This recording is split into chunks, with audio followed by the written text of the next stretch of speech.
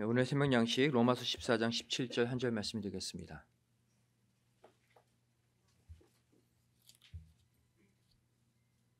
신약성경 로마서 14장 17절 말씀입니다. 우리 함께 한 목소리를 읽도록 하겠습니다.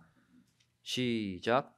하나님의 나라는 먹는 것과 마시는 것이 아니요 오직 성령 안에서 의와 평강과 희락이라. 이는 하나님의 말씀이니라. 아멘. 오늘 로마서 14장 17절 본문 말씀을 가지고 성령 안에서 누리는 기쁨이란 제목으로 함께 말씀의 은혜 나누길 원합니다. 이 존 뉴턴이라는 사람이 있었습니다. 존 뉴턴은 어린 나이에 선원이 되어서 거친 바다 생활을 하다가 결국 노예를 잡아다 파는 노예 무역선의 선장이 되고 맙니다.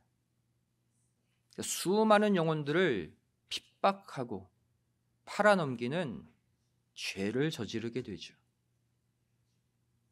어느 날 거센 폭풍으로 배가 침몰할 위기에 처하자 죽음을 직감한 이 뉴턴은 자신도 모르게 하나님, 저에게 은총을 베풀어 주세요라고 기도하기 시작했어요.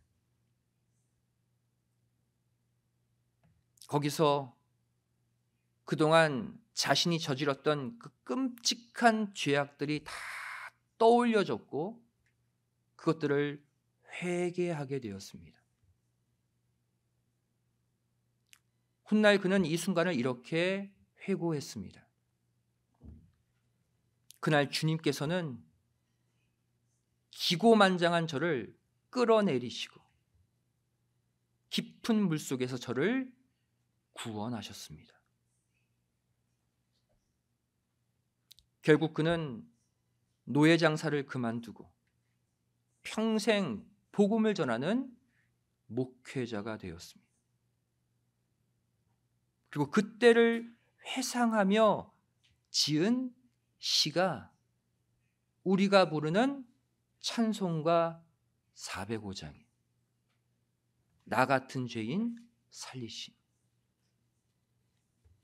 1절 가사가 어떻습니까? 나 같은 죄인 살리신 주 은혜 놀라와. 잃었던 생명 찾았고 광명을 얻었네. 뉴턴의 인생은 칠흑 같은 어둠에서 하나님과 함께하는 빛의 인생으로 한순간에 바뀌었어요. 우리는 이것을 가리켜 기적이라고 말하죠.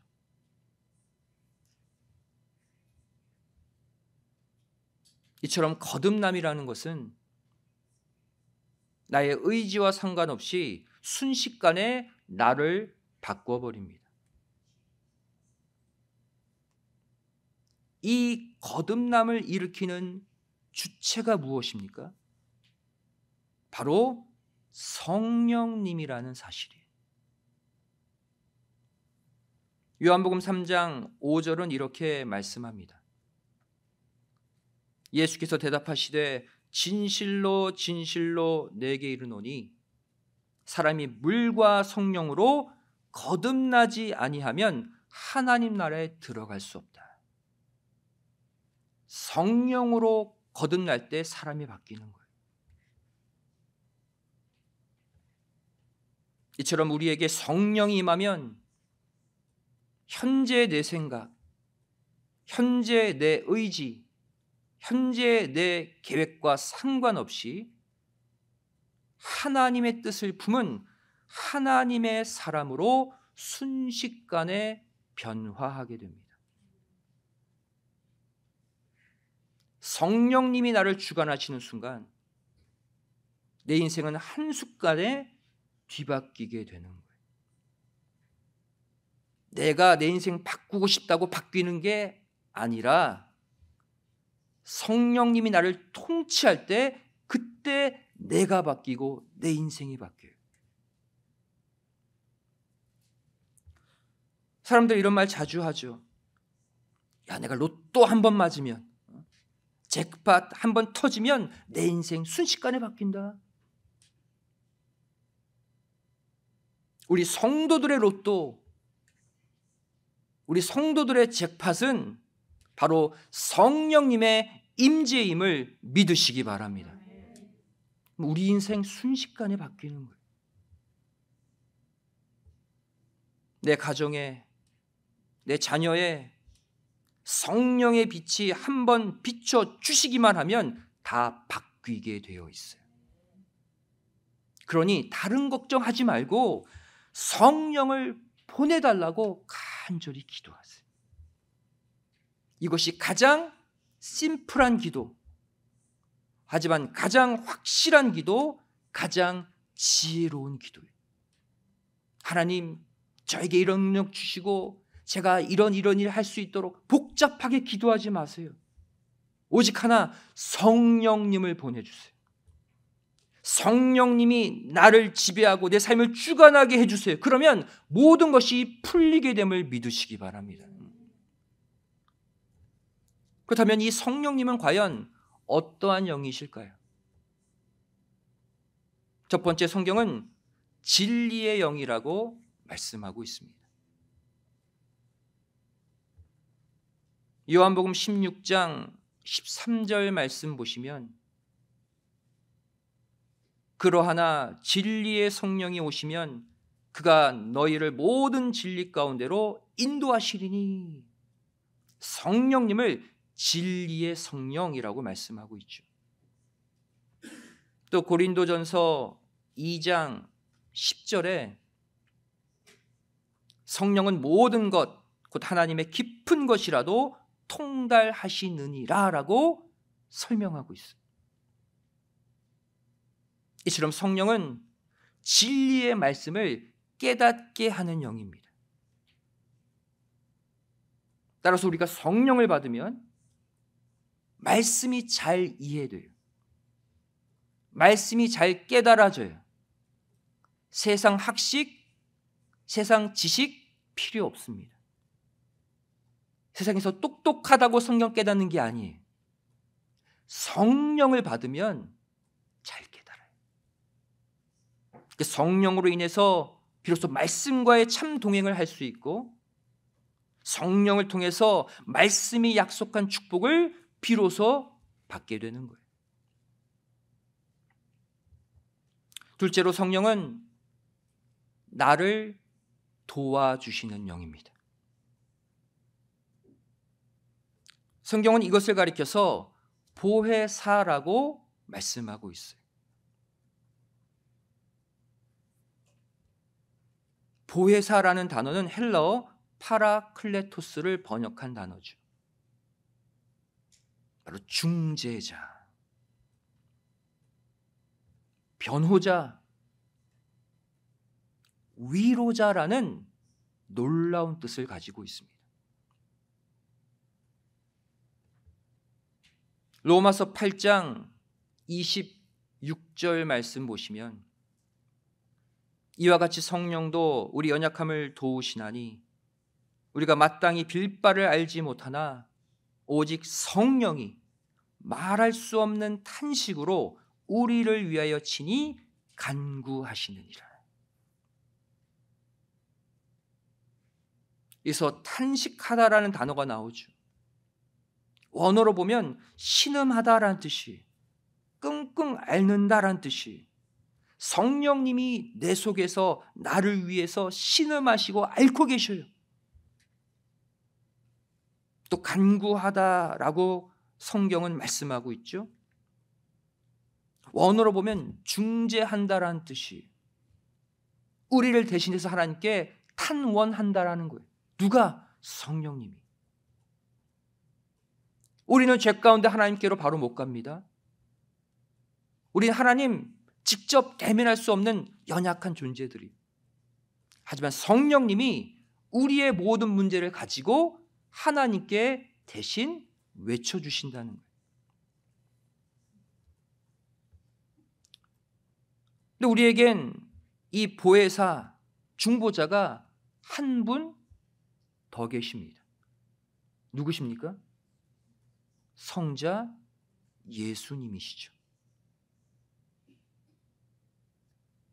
요한 1서 2장 1절 말씀 보시면, 만일 누가 죄를 범하면 아버지 앞에서 우리에게 대언자가 있으니, 이 대언자가 헬라어로 파라클레토스, 보혜사가 있으니 곧 의로우신 예수 그리스도시라.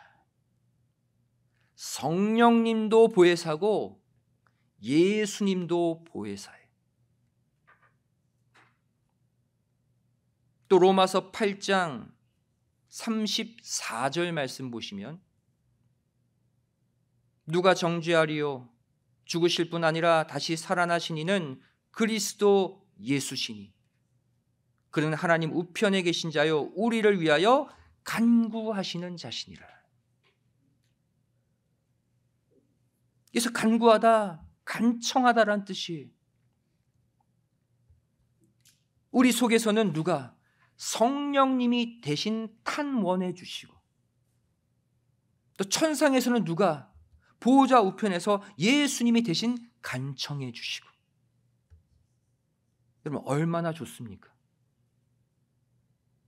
나만 혼자 기도하는 게 아니라 내 속에서 성령님이 함께 간구하고 계셔요. 천상에서 예수님이 함께 간구하고 계셔요. 누구를 위해서? 나를 위해서. 든든하지 않습니까? 우리를 하나님께, 우리가 잘못할 때마다, 죄 지을 때마다 고소하는 자는 사단 하나인데, 우리를 변호하시는 분은 두 분이에요. 그러니 얼마나 우리에게 소망입니까? 여러분, 믿음의 눈을 열고 이것을 꼭 바라보시기를 부탁드립니다. 아무리 나 혼자 당하는 일 같아 보여도 저 여러분은 절대 혼자가 아니라는 사실을 믿으셔야 돼요. 그렇다면 이렇게 저와 여러분이 성령님의 도움을 받으려면 어떻게 해야 하는가? 당연히 저와 여러분이 성령 안에 있어야 합니다. 오늘 말씀의 제목이죠. 성령 안에 있을 때 이 은혜를 받는 거예요. 오늘 본문 로마서 14장 17절 말씀 다시 보시면, 오직 성령 안에서 의와 평강과 희락이라 말씀하고 있죠. 반대로 말하면 우리가 성령 밖에 있으면 그 귀한 의와 평강과 희락을 맛볼 수 없다는 거예요. 성경은 성령 안에 우리가 있을 것을 여러 번 말씀하고 계시죠. 먼저 로마서 15장 16절 말씀 보시면, 이방인을 제물로 드리는 그것이 성령 안에서 거룩하게 되어 받으심직하게 하려 하심이라. 전도도 성령 안에서 할 때 하나님이 받아주시고 인정하신대요.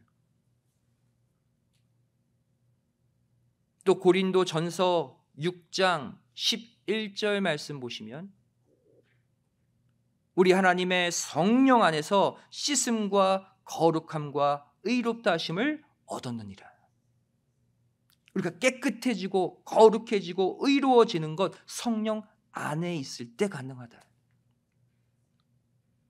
또 에베소서 2장 18절 말씀, 한 성령 안에서 아버지께 나아감을 얻게 하려 하심이라. 성부 하나님께 나아갈 수 있는 것도 성령 안에 있을 때. 또 에베소서 2장 22절, 너희도 성령 안에서 하나님의 거하실 처소가 되기 위하여 그랬어요. 우리 각자가 하나님의 성전이 되는 것도 성령 안에 있을 때 가능해. 그래서 성경은 우리에게 너희들은 성령의 전이다 이렇게 말씀하고 계시잖아요. 또 에베소서 4장 30절 하나님의 성령을 근심하게 하지 말라. 그 안에서 너희가 구속의 날까지 인치심을 받았느니라. 성령 안에 있어야 구원이 끝까지 보장된다고 말씀하고 있습니다. 또 에베소서 6장 18절 모든 기도와 간구로 하되 무시로 성령 안에서 기도하고, 기도도 무엇 안에서? 성령 안에서 기도해야 돼요. 또 골로새서 1장 8절 성령 안에서 너희 사랑을 우리에게 고한 자니라. 여러분, 사랑의 대화, 은혜의 대화도 성령 안에서 할 것을 말씀하고 있습니다. 성도 여러분, 한마디로 말하면 우리의 힘으로는 하나님이 명하신 것들을 온전히 수행할 수 없다는 거예요. 성도라 할지라도 오직 성령 안에 우리가 있을 때 우리가 꿈꾸고 행하는 모든 일들이 온전하게 이루어짐을 믿으시기 바랍니다. 성령 안에서 우리가 행해야 돼요. 우리가 성령 안에 있지 못할 때가 있습니다. 그때 반드시 찾아오는 것이 바로 영적 침체예요.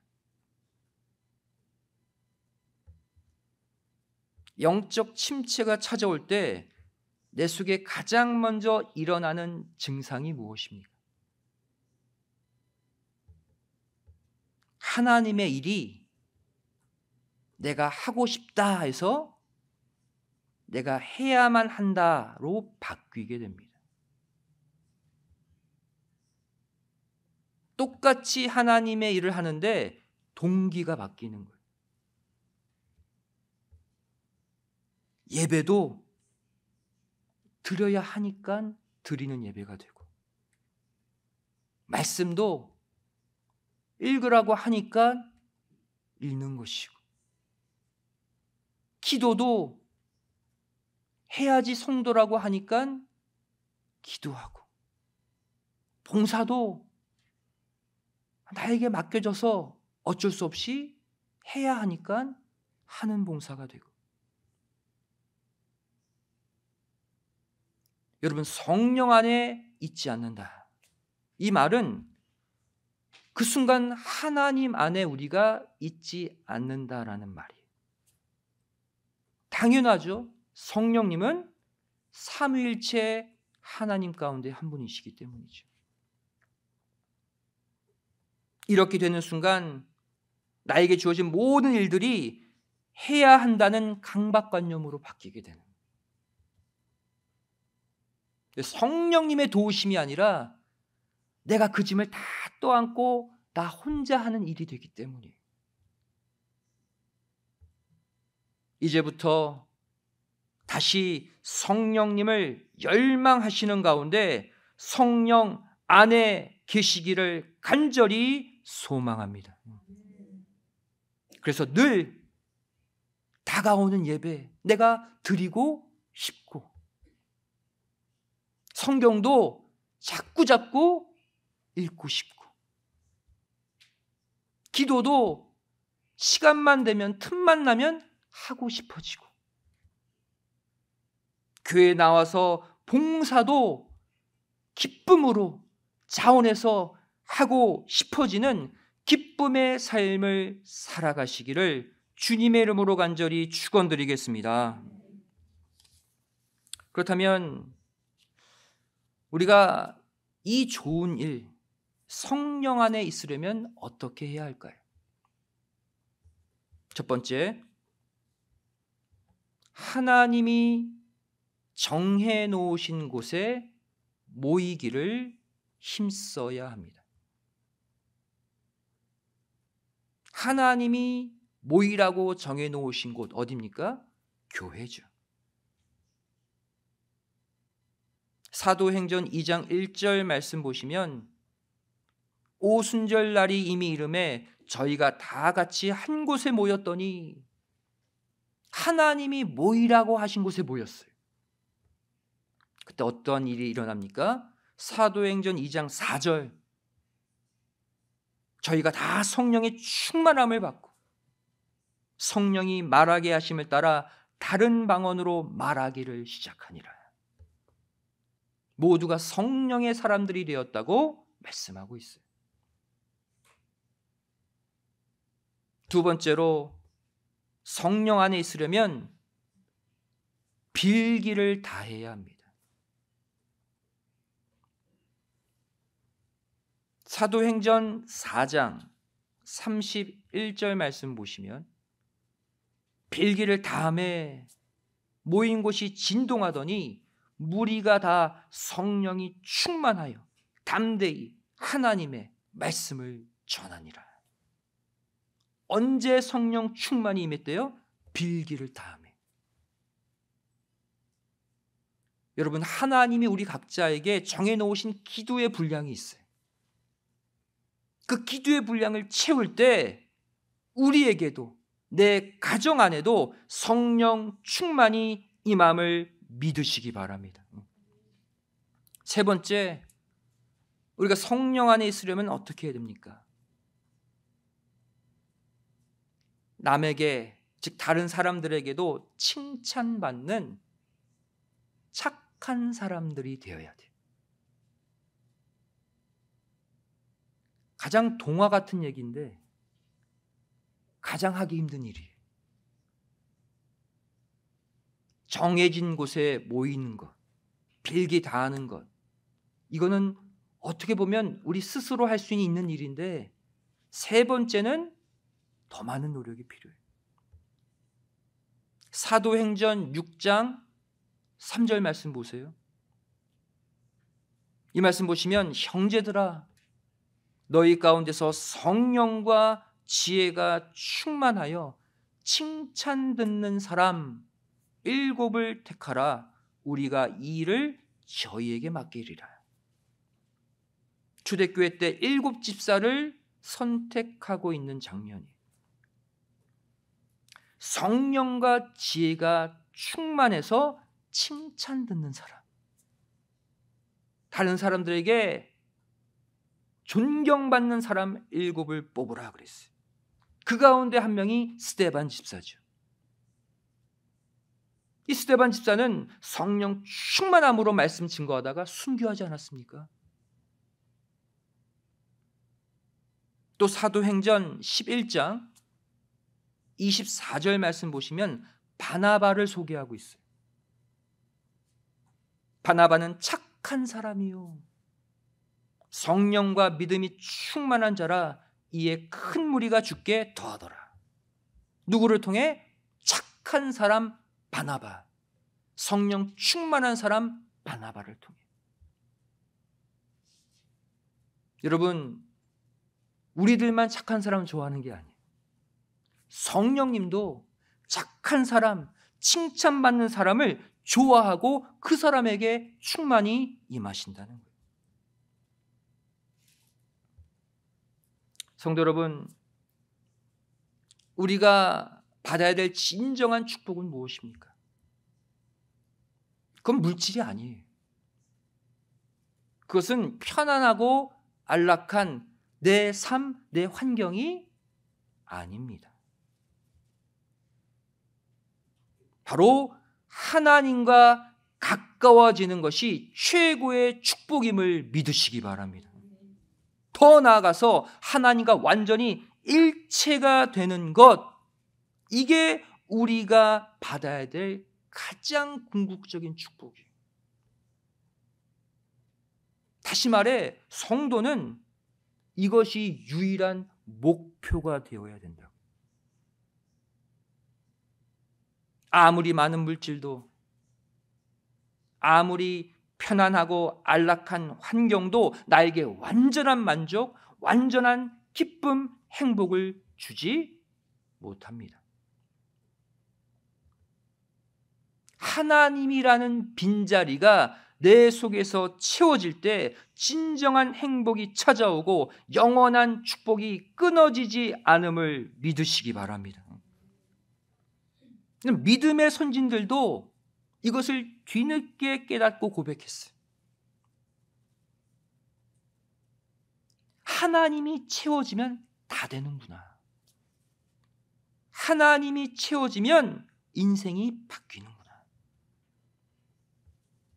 여러분, 구약시대 하박국 선지자 보시기 바랍니다.